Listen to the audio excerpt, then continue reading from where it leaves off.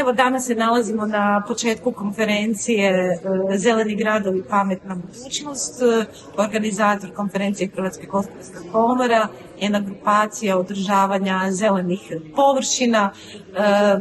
Zašto danas uopće smo ovdje? Želimo nagraditi najbolja komunalna poduzeća koja radi u području održavanja zelenih površina, želimo nagraditi gradove, njihova komunalna poduzeća, jer gradovi su danas ne samo mjesta u kojima živimo, već gradovi su danas pokretači gospodarstva, centri inovacija, prostori rada, stvaranja društvenog života. Danas u gradovima u EU živi više od 70% stanovništva.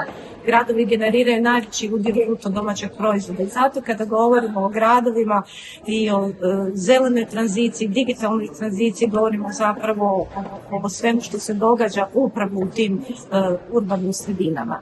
Iz tog razloga evo i mi organizirali smo se unutar Hrvatske gospodarske komore, kroz naše grupacije, organizirali smo komunalna poduzeća, tvrtke, poduzetnike.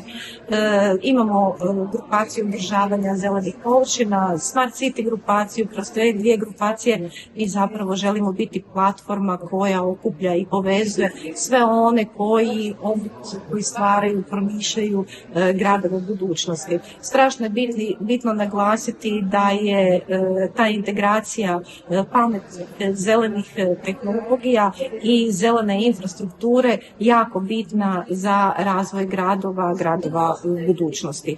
Također, evo, mi smo izradili u Hrvatskoj gospodarskoj komori jedan alat, to je digitalni Smart City katalog.